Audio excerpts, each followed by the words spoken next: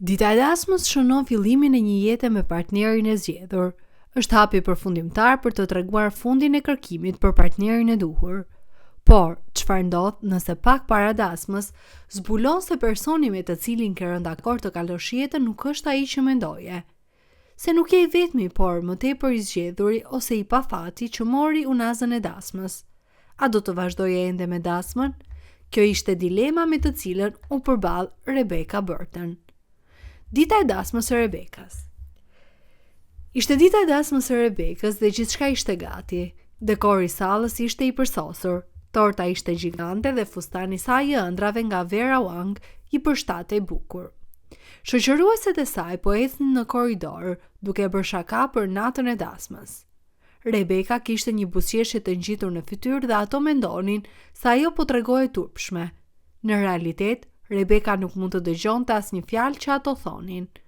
Mendja e saj po vraponte. Ajo ishte gati të ndërmerrte një hap që do të ndryshonte gjithçka. Rebeka dhe i fejuar i saj, Erik, u takuan në një aktivitet zyre 2 vjet më parë. Rebeka punonte në kompani, por Erik kishte marrë një ftesë si shoqëruesi një miku në atë event. Rastësisht, ata ulën përballë njëri tjetrit. Gjatë gjithë aktivitetit ata vazhdonin të shikonin njëri tjetrin, por asnjëri nuk bëri hapin e parë. Kur festa mbaroi, të gjithë në tavolinë shkëmbyen kontaktet, pasi u pëlqeu shoqëria e njëri tjetrit. Disa javë më vonë, Erik kontaktoi Rebekën. Fillimisht ishin takime për kafe, pastaj qëndronin zgjuar gjithë natën duke biseduar. Ndjenjat e tyre për njëri tjetrin ishin të dukshme dhe ishte vetëm çështje kohe para se të fillonin të dilnin bashk. Megjithatë, Rebeka donte një mendim të tretë për burrin me të cilin po lidhej, kështu që foli me kolegun e saj, Philip, i cili e kishte ftuar Erikun në aktivitet. Philip, që në atë kohë ndante shtëpinë me Erikun, e siguroi se ai ishte një person i mirë, por kalonte nga një vajzë tjetra si të ishin karamele dhe nuk mund të angazhohej sepse ishte ende i fiksuar pas një ish të dashure. Kjo e shqetësoi pak Rebekën, pasi ajo kishte përjetuar disa thyrje zemre më parë. Rebeka qëndroi vigjilente dhe vëzhgoi çdo lëvizje të tij. Por kur pa sa kohë dhe dashuri investoi Erik, filloi të dyshonte në atë që i kishte thënë kolegu. Kështu Rebeka u bë e dashura e Erikut disa muaj më vonë. Frika u zhduk plotësisht kur Erik i propozoi pas 2 vitesh dhe Rebeka tha po pa hezitim. Tani duke e qartë se ai ishte gati të qëndronte me të për një kohë të gjatë. Përgatitjet për dasmën ishin të karkuara sepse Rebeka donte një dasmë madhështore. Ata gjithmonë kishin detyra për të kryer, por Erik tregoi i arsyeshëm, nuk ankohej pavarësisht orarit të ngjeshur dhe gjithmonë gjente kohë. Ai e qetësonte kur ajo kishte ankth për dasmën dhe i letësonte frikërat kur ajo ndihej nervoze. Ishte një zotëri i përsosur. 21 vjeçari bëri gjithçka mundi për të siguruar që ajo të kishte dasmën e ëndrave. Ai pagoi për fustanin e saj shumë të shtrenjtë dhe madje organizoi një udhëtim të rësisht të paguar për Rebekën dhe shoqërueset e saj për një festë beqarie. Kush do të bënte gjithë këto gjëra përveç një personi që ishte absolutisht dashuruar apo jo? Planet për dasmën shkuan pa probleme dhe së shpejti erdhi dita para dasmës. Erik dhe Rebeka ishin planifikuar të dilnin veçmas me miqtë e tyre në prag të dasmës. Erik i telefonoi Rebekës për t'i thënë se miqtë e tij ndoshta do të organizonin diçka të çmendur për mbrëmjen e tyre, dhe se ai do të shmangte çdo gjë që mund ta bënte atë të pakënaqur.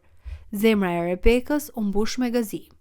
Nervozizmi i saj u shpërnda, sepse ajo ishte sigurt se kishte bërë zgjedhjen e duhur. Rebeka dhe shoqet e saj vendosën të shkonin në një klub nate. Kur mbërritën në klub, Rebeka pa Erikun dhe miqtë e tij në një vend të largët. Nuk donte që ai të ndiej sikletosur dhe donte që ai të argëtohej, kështu që nuk i tregoi se ajo ishte aty. Nga kurreshtja, ajo vazhdonte të hiqte vështrime drejt tavolinës ku ishte i fejuar me miqtë e tij.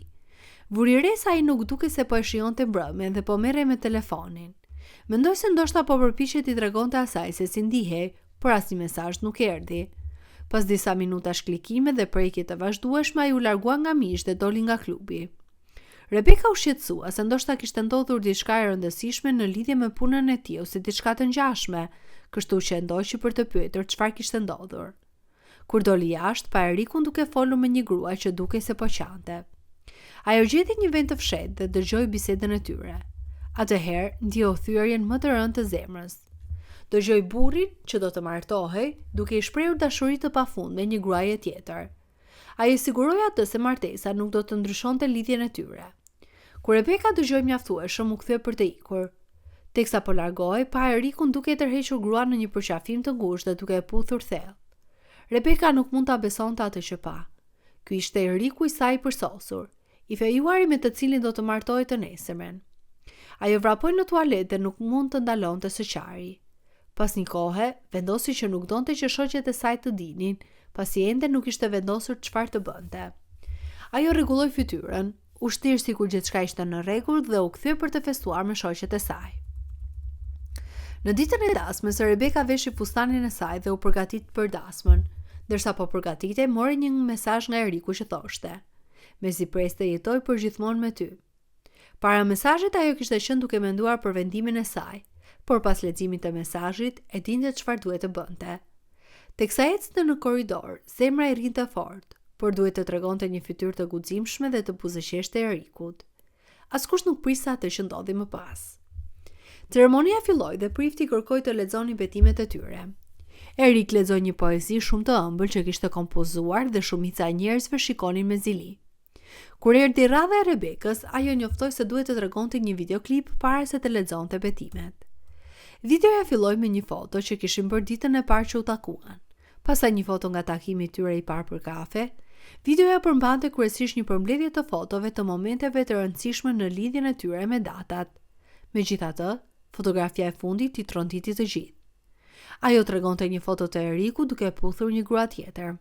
Data e shkruar në të ishte nata para dasmës dhe mbi shkrimi thoshte: "Dita kur Erik ma captoi zemrën."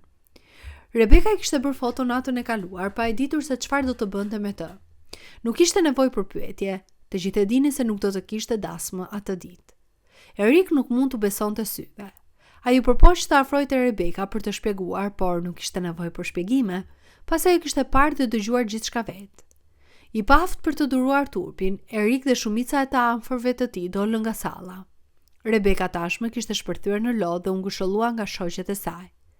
Duke vendosur që fustani i saj i shtrenjtë, dekori dhe ushqimi të mos shkonin dëm, Rebeka i bindi të ftuarit të qëndronin për pjesën tjetër të ceremonisë. Ajo e dinte se do t'i duhej shumë kohë për të rënë sërish në dashuri, kështu që vallëzoi derisa i dhimbnin këmbët dhe hëngri derisa mezi merrte frym. Ajo tha: "Dashuria është një gjë e bukur vetëm me personin e duhur. Nëse do të kisha vazhduar me dasmën, ky gabim i vetëm mund të më kushtonte më shumë se vetëm zemrën time. Të shtiresha sikur gjithçka ishte në rregull dhe të vazhdoja me dasmën do të thoshte të kaloja ditët e mia duke menduar se çfarë po bënte ai. Nuk mund ta besoja kurrë me Erikun. Duhet të ndaloja dasmën për paqen time të mendjes. Është vendimi më i vështirë që kam marrë ndonjëherë. Ndoshta nesër do të zgjohem dhe do të qaj, duke kuptuar se nuk jam gruaja e Erikut dhe se nuk kam më një të fejuar. Por në planin afatgjat, do të kujtoj se bëra zgjedhjen e duhur. Jam thjesht e lumtur që nuk lidha veten me një martesë të palumtur." Pra, çfarë do të kishit bërë nëse do të ishit në vendin e Rebekës? Jam vërtet kurioze të di mendimin tuaj për këtë histori, kështu që ju lutem mos hezitoni të ndani mendimet tuaja në seksionin e komenteve më poshtë. Nëse ju pëlqeu kjo video dhe gjetët tërheqëse, ju ftoj të regjistrojeni në kanalin ton për më shumë përmbajtje të ngjashme. Ndihuni të lirë të ndani këtë video. Kujdesuni mirë për veten dhe jam shumë entuziazmuar të lidhem me ju sërish në video tona të ardhshme.